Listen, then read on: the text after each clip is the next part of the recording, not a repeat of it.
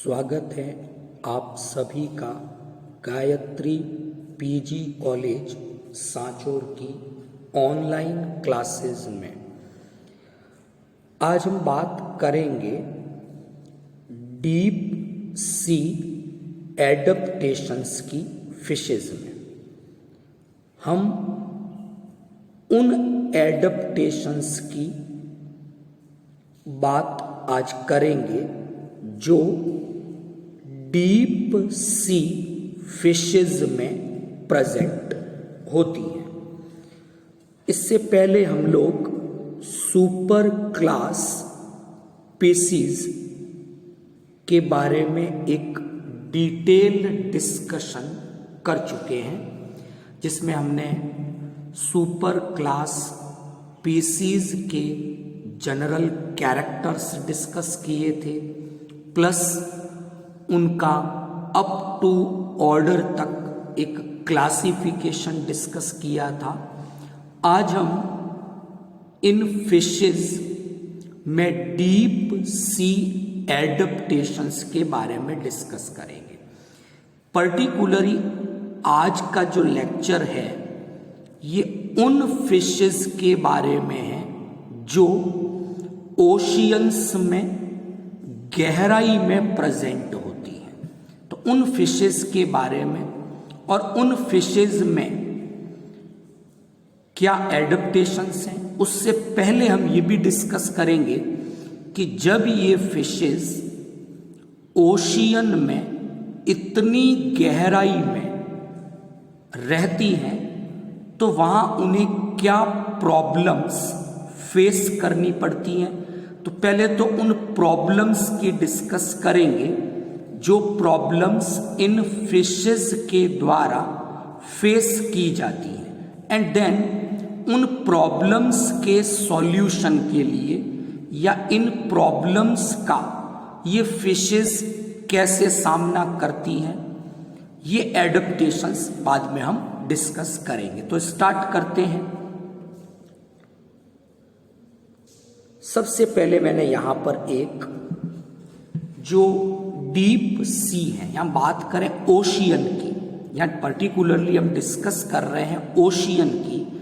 तो अगर हम ओशियन की बात करें तो ओशियन के अंदर पहले हम एक जॉनेसन डिस्कस करते हैं कि ओशियन में कौन कौन से जॉन्स प्रेजेंट होते हैं, ये बात हम आज करेंगे। तो अगर हम जॉनेसन की बात करें ओशियन के अंदर तो हमें यहाँ पर क्या क्या जॉन दिखते हैं समझते हैं कि एक ओशियन में आपको टॉप से बॉटम की तरफ हम जब चलते हैं, जैसे ये जो पोर्शन है वो उसका किनारे वाला पोर्शन है, तो यहाँ से हम जैसे जैसे गहराई की तरफ चलते हैं तो हमें क्या क्या जॉन दिखते हैं। जैसे सबसे पहला जो जॉन है वो है आपका एपीपेलेजिक जॉन। अच्छा, ये जो जॉन हमने बनाए हैं, इन जॉन में हम देखेंगे कि एक तो डेप्थ गहराई कितनी है इसकी, एक तो ये चीज डिस्कस करेंगे। दूसरा सनलाइट, जो सूर्य का प्रकाश है वो वहां कितना पहुंच पाता है। तो ये जितने भी जॉन एक ओशियन में प्रेजेंट हैं या जो हम जॉनेशन ओशियन का देख रहे हैं, उसमें पर्टिकुलरली हम ये चीज देख रहे हैं कि एक जॉन से दूसरा जॉन एक तो गहराई के आधार पर अलग अलग है, दूसरा कि जो सनलाइट है, सूर्य का प्रकाश है, वो वहां कितना पहुंच पाता है। तो पहली हमने बात की एपीपेलेजिक जॉन की। लगभग 200 मीटर की गहराई तक ये आपका एपीपेलेजिक जॉन है ओशियन का।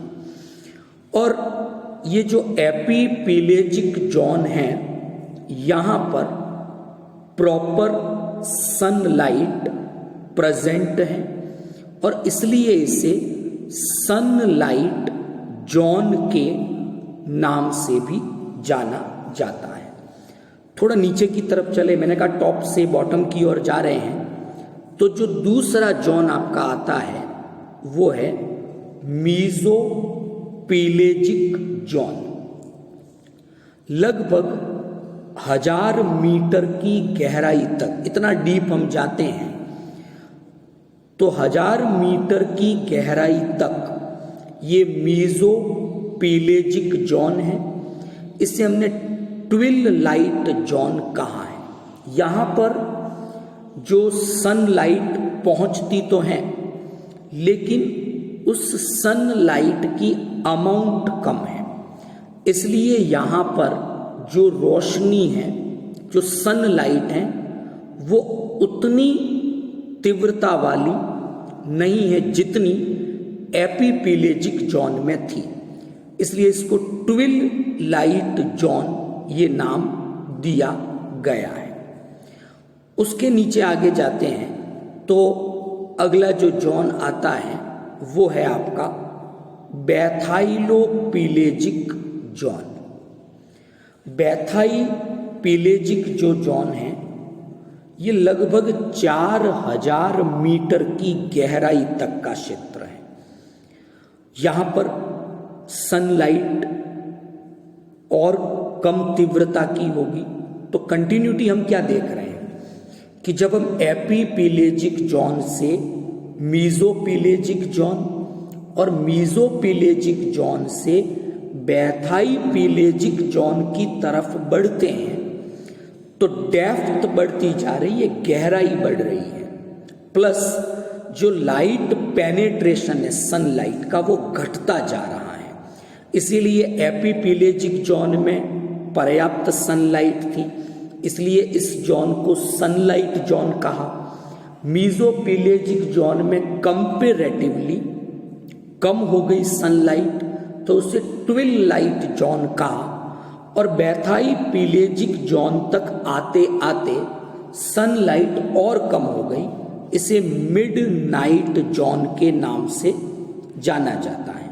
उसके आगे गए तो एबाइसोपीलेजिक एक जोन है जिसे एबाइसस भी कहते हैं, या किसी भी प्रकार की कोई लाइट प्रेजेंट नहीं है। ये लगभग 6000 मीटर की गहराई तक प्रेजेंट होता है। तो इस फर्स्ट स्लाइड में हमने एक इंट्रोडक्शन के पॉइंट ऑफ व्यू से डीप सी में जोनेशन के बारे में डिस्कस किया और बेसिकली हमने एपीपीलेजिक जोन है, मीज़ोपीलेजिक जोन है, बैथाइपीलेजिक जोन है और एबाइसोपीलेजिक जोन के बारे में डिस्कस किया। ओके, अब आगे पढ़ते हैं कि अब बेसिकली हम जो एडप्टेशंस डिस्कस कर रहे हैं ये एडप्टेशन बेसिकली हम लोग एक तो डिस्कस करेंगे उन फिशेस के बारे में जो आपके मीज़ोपीलेजिक जोन में प्रेजेंट हैं, या फिर उन फिशेस के बारे में डिस्कस करेंगे जो या तो बैथाइपीलेजिक में है या जो एबाइसोपीलेजिक जोन के बीच में है। तो पहली वाली स्लाइड से आपने देखा था कि मीज़ोपीलेजिक जो है वो आपके 1000 मीटर की डेप्थ तक प्रेजेंट है और इस जोन की शुरुआत आपके 200 मीटर से होती है, क्योंकि उससे ऊपर तो एपीपीलेजिक था। तो एक तो हम एडप्टेशंस डिस्कस करेंगे उन फिशेस की जो आपके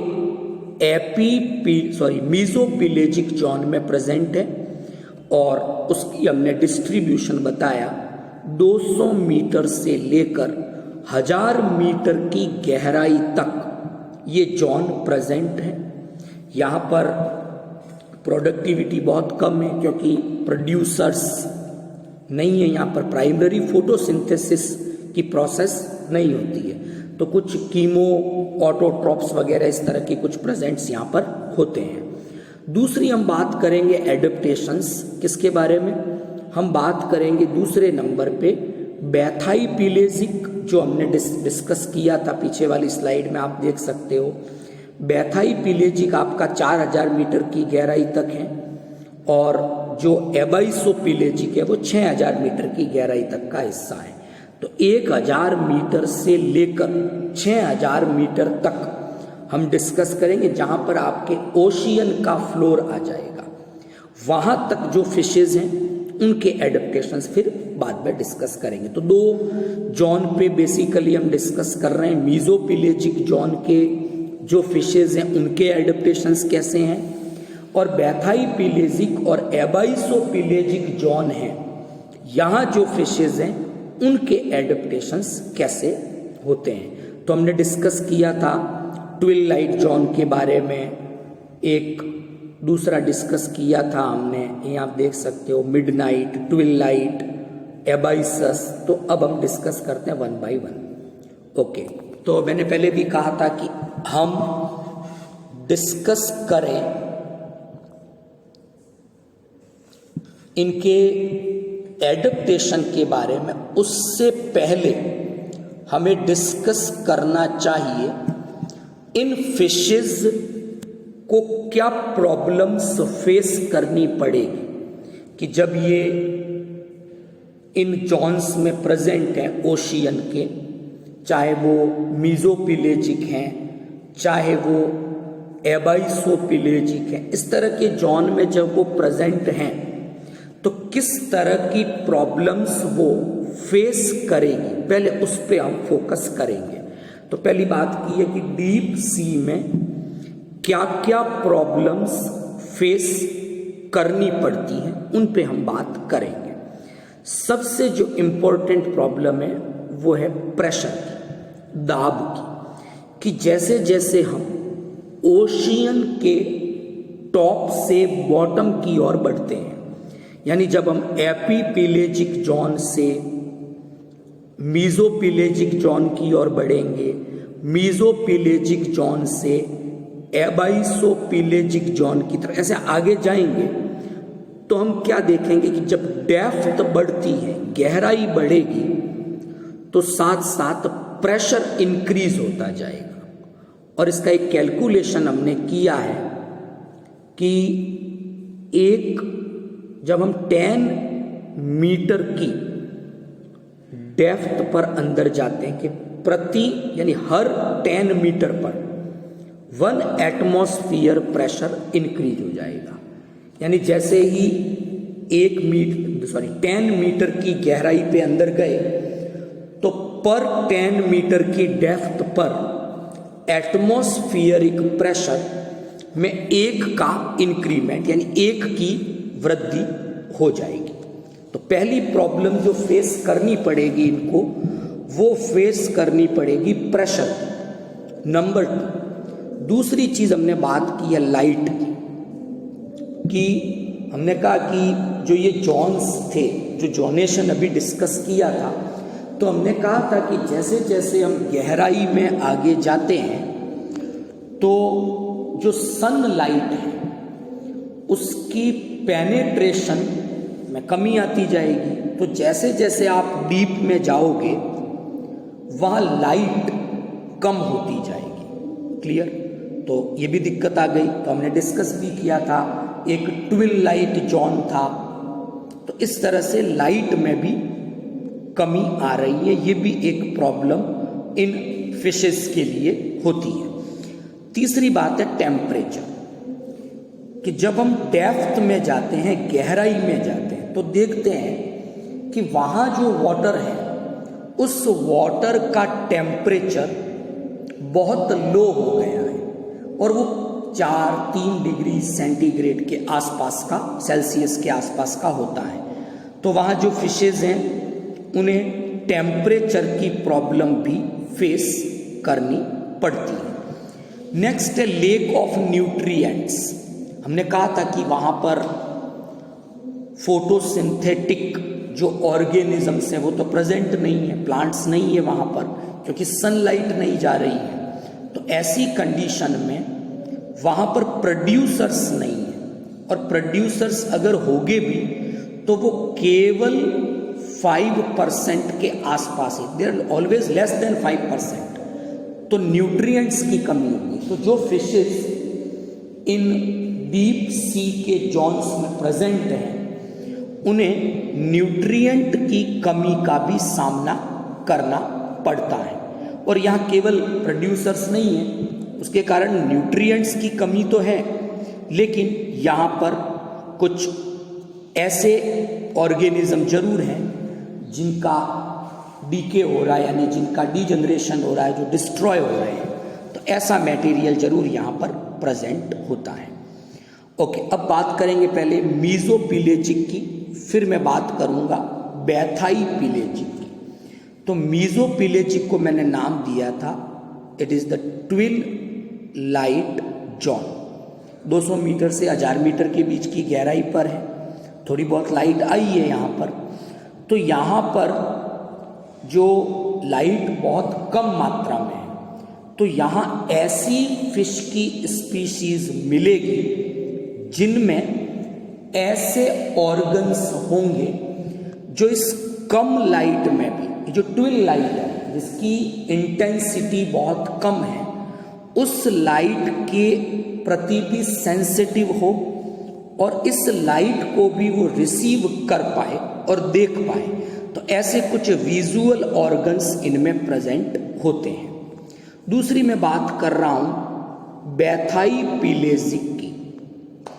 ये तो डार्क जोन है, यहाँ तो लाइट पेनेट्रेट होके पहुंची नहीं, तो यहाँ पर जो फिशेज होगी, पर्टिकुलरली हम फिश की बात कर रहे हैं, बाकी और एनिमल्स भी होते हैं, तो जो फिशेज इस जोन में होगी बैथाईपिलेजिक में, जो डार्क हैं, तो उनमें इस तरह की सेंसरी स्ट्रक्चर या इस तरह की आईज होंगी जो बायोल्यूमिनिसेंस, यानी जो ओशियंस के बॉटम में कई टाइप के ऐसे एनिमल्स हैं जिनमें लाइट प्रोड्यूसिंग कैपेसिटी प्रेजेंट होती है। तो ये जो बैथाईपिलेजिक जोन की फिशेज हैं, इनकी जो विजुअल या जो सेंसरी स्ट्रक्चर हैं, लाइट सेंसरी या जो आईज हैं, वो इस तरह के लिए एडप्टेड हैं कि वो बायोल्यूमिनिसेंट जो है उसको डिटेक्ट कर सकती हैं। इसके अलावा इनके अंदर लेटरल लाइन सिस्टम डेवलप होता है, एंटीनी प्रेजेंट होते हैं जो वाटर में इनके जो नेचुरल एनिमीज हैं, मान लो जो इनका नेचुरल फूड है, जो इनके प्रे हैं, ये उनके मूवमेंट को कैप्चर कर सकते हैं। इस तरह का इनमें एक लेटरल लाइन सिस्टम है, एंटीनी होती है जो इनके प्रे के मूवमेंट को कैच कर सकते हैं, कैप्चर कर सकते हैं। तो ये हमने कुछ बातें की। अगली बात डिस्कस कर रहा हूं, अब इनकी जो आईज हैं, एक तो वो एनलार्ज जो होनी चाहिए, आकार में बड़ी। अगर आपने इस टॉपिक के स्टार्टिंग में देखा हो तो मैंने एक स्लाइड में, इंट्रोडक्टिव स्लाइड, देखो ये जो इनकी आईज हैं आप देख रहे हो, मैं भी मार्क करता हूं उसको, कितनी एनलार्ज्ड है, बाहर निकली हुई है। तो दे हैव एनलार्ज्ड आईज, ये भी इनका एक इंपॉर्टेंट एडेप्टेशन है। तो they have enlarged eyes and specialised eye. Enlarge और स्पेशलाइज का मतलब ये है कि जब भी लाइट की सेंसिटिविटी लो हो, लो सेंसिटिविटी मतलब हमने डिस्कस किया था कि मीजोपिलेजिक में ट्विन लाइट है, उसके आगे जाए नीचे तो वहां तो लाइट प्रेजेंट ही नहीं है, केवल बायोल्यूमिनिसेंट जो एनिमल्स हैं या ऑर्गेनिज्म हैं वो जो लाइट प्रोड्यूस करते हैं वही हैं। तो इनकी आईज जो हैं वो इतनी बड़ी हो गई हैं और इतनी स्पेशलाइज हो गई हैं कि वो लो लाइट सेंसिटिव, मतलब कम सेंसिटिविटी की लाइट है उसमें भी डिटेक्ट कर सकती। तो इसके लिए इनमें क्या है, रॉड सेल्स आर प्रेजेंट। तो आपको पता होगा रेटिना में, आई की स्ट्रक्चर में रोड और कॉन, ये दो टाइप की सेल्स प्रेजेंट होती हैं।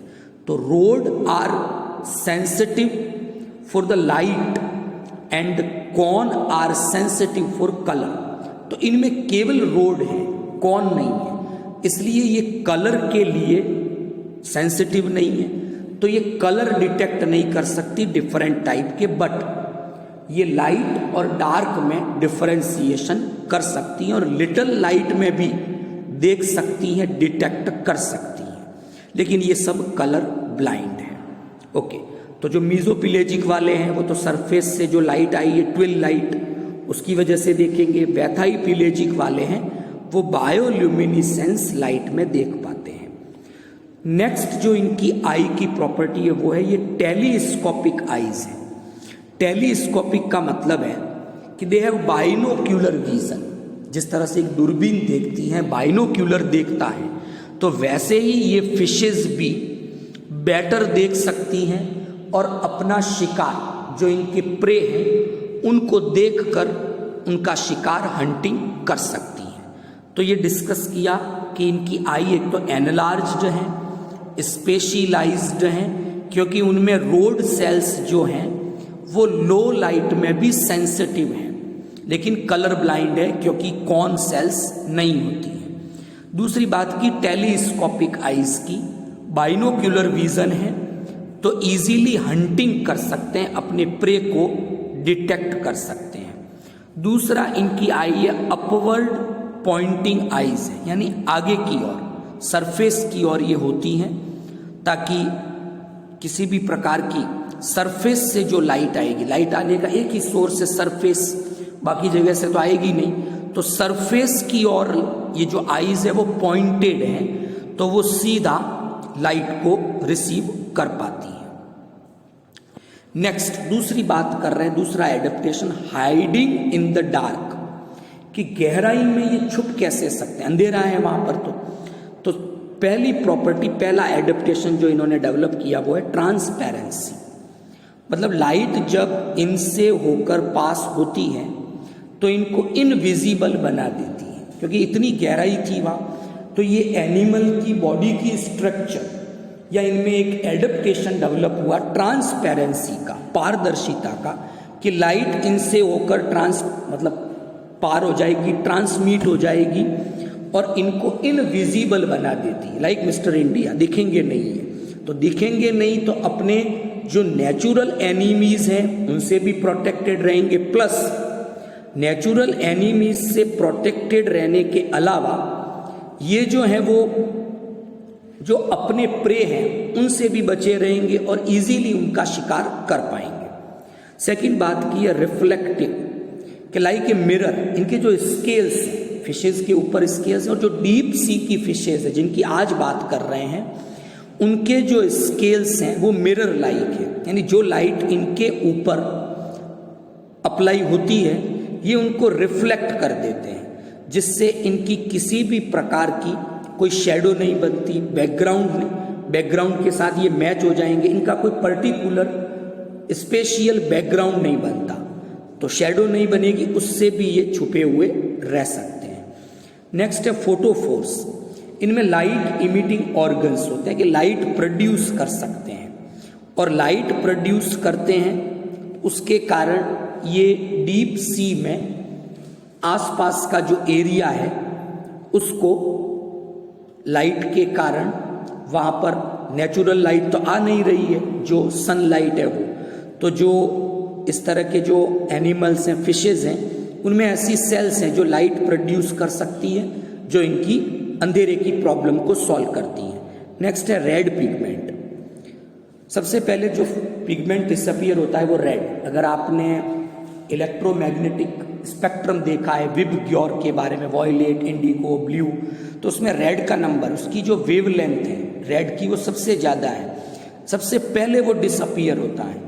तो इसलिए इनमें ये क्या करते हैं कि रेड पिगमेंटेड ऑर्गेनिजम्स हैं, अपीयर तो ब्लैक हो जाएंगे, क्योंकि ये रेड कलर पूरा का पूरा डिसअपीयर हो जाएगा, इसलिए ब्लैक दिखेंगे डीप ओशियन में। तो ओशियन भी ब्लैक है, ये भी ब्लैक दिख रहे हैं, तो रेड पिगमेंटेड्स हैं, इनकी बॉडी के ऊपर रेड कलर का पिगमेंट डिस्ट्रीब्यूटेड रहता है। अब एक सबसे इंपॉर्टेंट प्रॉपर्टी इनकी बायोल्यूमिनेसेंस की, light producing capacity, light emitting organs इनमें प्रेजेंट होते हैं। अब ये लाइट इमिटिंग जो ऑर्गन्स है वो कई सारे काम करते हैं, जैसे दे यूज एज ए हेडलाइट्स, अपने प्रे को देखने के लिए ये जो लाइट प्रोड्यूसिंग ऑर्गन्स है वो हेडलाइट की तरह काम करते हैं। प्रे को अट्रैक्ट करने का भी काम करते हैं, प्रे देखता है पता नहीं क्या चीज़ है उसकी तरफ बढ़ता है, तो बिना किसी मेहनत के इन्हें अपना भोजन मिल जाता है। अपने पार्टनर को मेटिंग के लिए अट्रैक्ट करने में भी ये जो लाइट इमिटिंग ऑर्गन्स हैं, बायोल्यूमिनेसेंस हैं, वो पार्टिसिपेट करती है। कम्युनिकेशन का भी काम करती है। एक ही स्पीशीज़ के जो मेंबर्स हैं उनमें ये जो लाइट प्रोड्यूसिंग ऑर्गन है वो अलार्मिंग सिग्नल्स, इस तरह के जो सिग्नल है, कम्युनिकेशन है, उसमें भी पार्ट करती है। तो इस तरह से ये बायोल्यूमिनेसेंस कुछ काम करती है। अब बात करते हैं डाइनिंग। ये खाना कैसे खाएंगे कि डीप सी में तो वैसे ही भोजन की कमी है, प्रोड्यूसर्स तो है नहीं, तो ये भोजन कैसे करेंगे, क्या एडेप्टेशंस ऐसे इनमें डेवलप हो गए। तो पहली बात करेंगे, इनके जो टिथ हैं वो लार्ज हैं, बड़े आकार के हैं। बड़े आकार के टिथ के साथ साथ जबड़े पूरे खुल सकते हैं ताकि ये प्रे को मारकर पूरा का पूरा खा सकते हैं और अपने से बड़े आकार के शिकार को भोजन के रूप में ले सकते हैं। और ऐसा तभी संभव हुआ जब लार्ज टिथ और जबड़े डिस्टेंडेड है, मतलब उन्हें पूरा खोला जा सकता है। अगली जो बात कर रहे हैं अपन वो है इनके स्टमक की। इनका जो स्टमक है वो बहुत बड़ा है आकार में, तो फूड स्टोर कर सकता है। तो एक बार में फूड लिया तो वो फूड लंबे समय तक स्टोर्ड रहता है वहाँ पर। तो इस तरह के स्टमक हैं बड़े साइज के।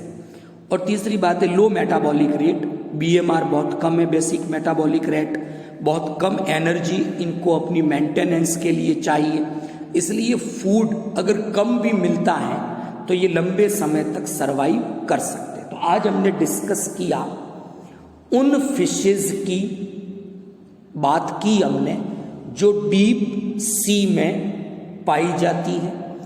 तो हमने 3 बातों में डिस्कस किया। पहली बात, जो डीप सी है यानी जो ओशियन की हम बात कर रहे हैं, एक उसके जॉनेशन को डिस्कस किया कि वहाँ कौन से जॉन प्रेजेंट है, एक तो ये बात डिस्कस की। अच्छा, उस जॉनेशन के बाद हमने डिस्कस किया कि जो फिशेस ऐसे डीप सी में या इन जॉन में प्रेजेंट हैं तो किस तरह की प्रॉब्लम्स उन्हें फेस करनी पड़ सकती हैं, उन प्रॉब्लम्स की बात की। और फिर उन प्रॉब्लम्स के सॉल्यूशन के लिए हमने कुछ एडेप्टेशंस डिस्कस की, जैसे उनमें